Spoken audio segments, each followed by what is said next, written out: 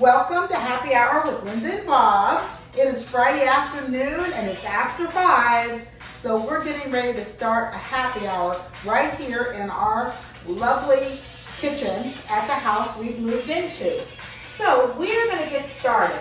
The first thing I want to tell you has to do with the topic of today, which the topic today is going to be about making a sour apple martini, or sometimes called a Appletini, right? Good. Right. And so we're going to show from start to finish because Bob has a wonderful tool that he has used to make our apple slices, which are the garnish. It's called Good Grips, and we just got through discussing where we bought it at, and we've decided that we don't know where we bought it at. But we know we have it, and it's right here. It's a handy dandy gadget, and he calls it a what? A mandolin? I think it's a mandolin. Mandolin. You're going to have to speak a little louder on camera, Bob. I mean, I just think you might need to. But anyway, we're going to go ahead and get started with this, and he's going to be demonstrating to you how to use this mandolin or mandolin to make a sour apple martini. So to make it, I'm going to get up close so you can see what he's doing. He's going to take his wonderful machine here that he got. He loves to have gadgets. So whenever it comes time to make things with gadgets, I just ask Bob, get a gadget for it. So first you hook it in, or maybe you should explain what you're doing. Yeah, it just comes with this little holder. It's a safety kind of mechanism. It's really pretty neat because as you slice and you hold your hand on top of this, it automatically pushes the product down. And so it keeps things very even. So and you can't slice your finger, right? No, you can't. First of all, there's a safety on here that turns this off so that blade isn't up. But I put it on a very thin slicing setting here. So now watch out for your martini before you start. Should you move that maybe? Yeah, that would be a problem. Yeah, it would be a problem. Okay, here we go. There you go. So we'll get the first slice going.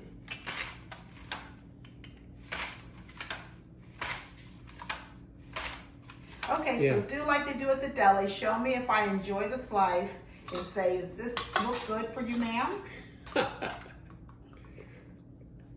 I'd say that it's really... that's not what you're supposed to say.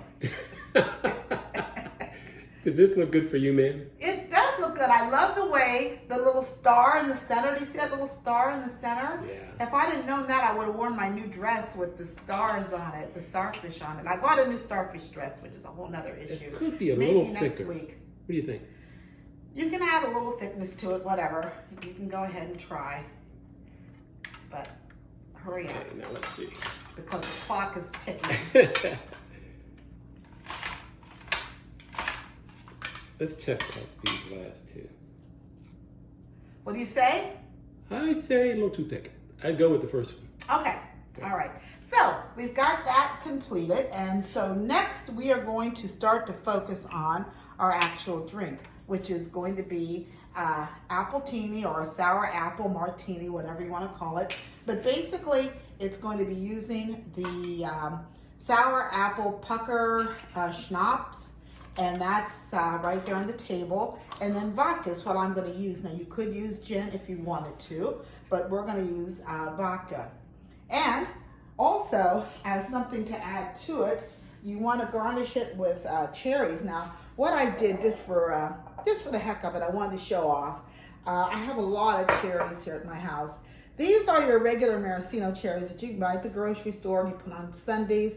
And I actually think I'm going to put this in the drink because they're very sweet and they're very kind of loose. I don't really want it to taste like cherries, so I should be able to get them out pretty quickly. However, when I make my old-fashioned or my Manhattan, I've got these really premium cocktail cherries that are, I mean, actually very expensive. They come from Traverse City, Michigan. And they are from the Traverse City Whiskey Company. So this is another brand of cherries that I use in many of my drinks. And then, shopping around, I found these Bada Bing cherries, which are kind of sweeter and a little bit thicker juice. Once again, I use these in whiskey. Maybe if I make some whiskey and tonic, yeah, I would use these. And the last one is the bourbon Bada Bing cherries. Do you have a comment on this? No, I just love the name Bada Bing. Okay, so he loves the name Bada Bing. And I want to remind you that today, while we're doing our video, we are going to also answer a question like we promised to do last video. We said we're going to start answering some questions because we want to broaden this to more of a lifestyle channel, so you'll get to know more about Linda and Bob. And how many of you guys noticed my hair? Who is it? It's different than it was last video. Yes, I had the big chop, and I've got some footage of the big chop that I'm going to share with you. So hopefully you'll enjoy the big chop. You can tell when you see my big chop that it's been a few weeks since the chop because it's kind of grown out a little bit. But I still don't think I look exactly like a Care Bear, right? What? What, you know, Whoever those said fuzzy that? Care Bears? Oh, somebody might have Okay. said that. It wasn't you, but you'd Okay. never say anything like that. No. Okay, so we're going to get started making our drink. And it's really a very simple recipe. We've got our shaker already full with ice. We have our apple schnapps here, and it's going to be a 2-to-1. So we're going to put, in other words, 1 shot of the schnapps into the shaker. I thought you were getting me a regular shot glass. Whatever happened to that idea? This works the same. This is going to work the same. Overflowed a little bit, but that's okay. And then we're going to put 2 shots. 2 shots of this. And we actually, Bob already made his drink, and we're going to kind of show you what we've got your large vodka going today. Yeah. So this is going to be Bob's favorite, which is a, what is it? Martini up with olives. No dirty. No dirty. No dirty. So what goes on is every day, well, not every day, I suppose, many days, depending upon how many olives you use in the evening, which is his Blue cheese. blue cheese, stuffed olive, martini, up with no, Dirty. what? Dirty. No dirties. Yeah, no dirties. So don't get dirty with him when you're making a martini. Otherwise, he's not going to like it. Cheers. Cheers. Cheers to you. And now we are going to start on our next drink. So anyway, 1 part, which is going to be 1 shot of the apple, and then 2 shots of the vodka. And we poured it out of our huge vodka bottle because we like to kind of Just pour put about half of that in there. yeah. We kind of like to get our vodka on discount or in bulk at Costco. The Kirkland vodka is not a bad vodka. It's really pretty good. Excellent. I mean, it's excellent. Yeah. Yeah. Okay. So, like any drink that Bob Mundell makes, it's going to require 28 shakes. That's right. So, go ahead and start your shaking. And what I'm going to do is I'm going to be picking out a maraschino cherry to go into the bottom of this beautiful drink. So that's going to go in the bottom, and that looks really cute. So let me move this out of the way so y'all can see what we're doing here. So there is the beautiful cherry in the bottom. 28 shakes, yes? 28 shakes. Here we go. It's not very green. Well, It's a little putrid, but I'm not going to complain. Probably need more apple in there. You think? That's not what the recipe said. Well, And so then this is my, I'm going to take the thinner one, there you my wonderful apple slice. It's a Granny Smith apple. I'm just going to lightly float it on the top. And as you can see, it looks beautiful. And I'm going to taste it and see how it tastes. It tastes great. I mean, honestly, I don't think I would want more schnapps in it. Okay. It tastes a lot like, we used to go when we lived in Los Angeles to a place called Lola's on Happy Hour. Yeah. And they're the ones that actually made this. And now that I think back on it, theirs did look this color and it had that same kind of very lightly flavored. I don't really like a way sweet martini, syrupy, and that's what it would be. If it were going to be green like some of the ones we've seen in the pictures, it really wouldn't be a very tasty martini. So there we have it. We're going to say cheers. Cheers. Cheers. Here's to you. Happy Hour with Linda and Bob. Please like, follow, and subscribe to our channel. We hope you're going to be doing that right away. And I'm going to take a drink now to our toast. Here we go.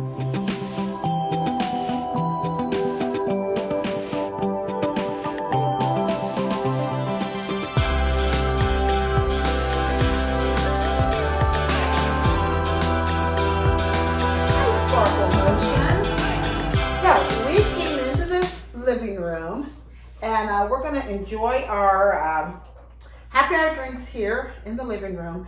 As you can see, we're both in our recliners. You want to recline, Bob? Go ahead. Show you how it's done, baby. Touch of a button. A touch of a button, and me too. Woo! But I don't think I can drink while I recline. No. Can you? Yeah. Why? He's just that much more experienced at reclining. No. I'm not good at reclining yet, but I'll get good at reclining. Your recliner back goes back and mine doesn't until it reaches a certain point. Okay. Well, anyway, I'm going to unrecline myself. Oh, shush. Sparkle is complaining. She likes to go to the park right after happy hour, she allows one drink and then it's time to go to the park. So it's getting kind of near her time. But before we start the park, which I'm not going to show, I'll just maybe have some still pictures of the park. We're going to do our questions that we got from the Bazaarvoice in our box a couple months ago that are supposed to help people enjoy happy hour and enjoy their life when they're having company.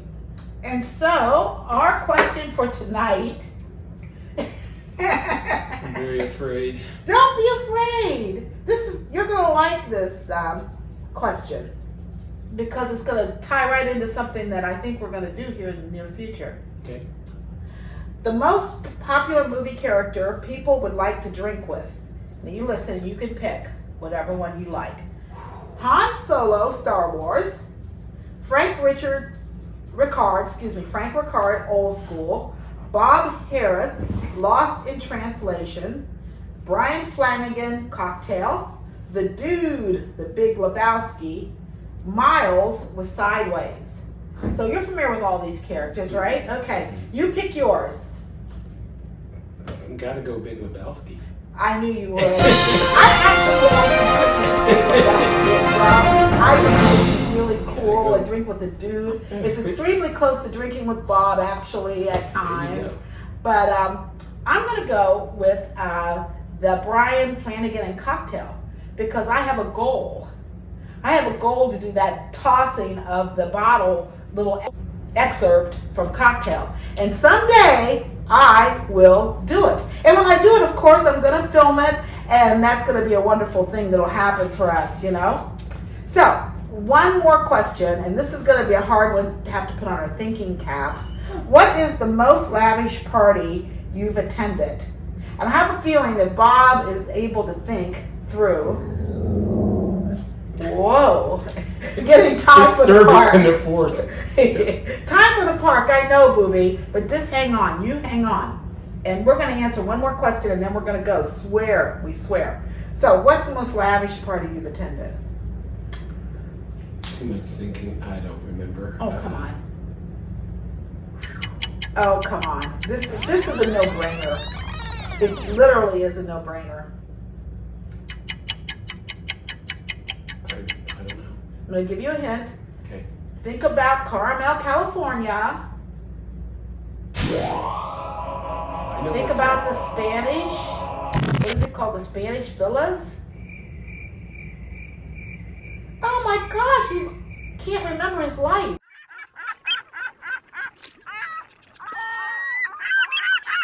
All right, so one time. Oh yeah. Finally, it's coming to me, right? Yeah, we went to the 17-mile drive to the. Yeah, look at the camera, dude, and tell it.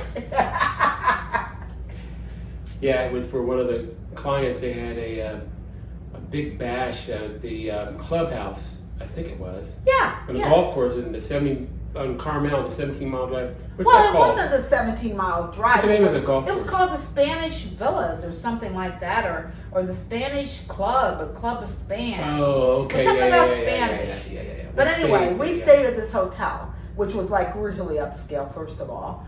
And then we had the spa package, so we had his and her massages and all that, right? Yeah. And that evening we went to this meal, and it was like a banquet for the client, so it was like not just us. But I mean, you cannot imagine all the seafood, huge lobsters, oysters, all the shellfish, all the steak, the desserts, oh my gosh, and they just lavishly piled it on, right? Yeah, so we did that, and that was a beautiful meal, a beautiful evening, and really, just the whole trip was kind of really fantastic, to be honest with you, wasn't it? It was. Yeah, and we stayed in Monterey, actually, a couple days as well. We stayed only, I think, 1 or 2 nights at that Spanish villa place, which was like really expensive, and then we stayed in a nice, I don't know what it was, maybe a Marriott in Monterey, something like that, yeah. And then from there, we drove down to San Francisco, possibly. I don't know. We kept going. We were driving. We drove the 101 from Oxnard, Ventura, all the way down to this, and then did all kinds of fun stuff. We were on the road, and it was really when Sparkle was a baby, because remember we had to get that pet sitter guy. Oh, yeah, what's his name? I can't remember his name. The adult pet sitter. We were going on the trip. We were trying to adopt Sparkle at the time. So the lady who ran the rescue said, well, I've got a perfect guy who will watch your dog. You go ahead and adopt her today, and we'll make sure that she's got somebody to watch her. So he wrote this guy's name down, which I cannot remember his name at all, but she wrote down, grown man. His name, like Herschel Green, grown man, and put his phone number down. We called him up, and he really was a grown man, but oh my God, his lifestyle was like the Big Lebowski. But Sparkle had a great time with him, and everything was fine.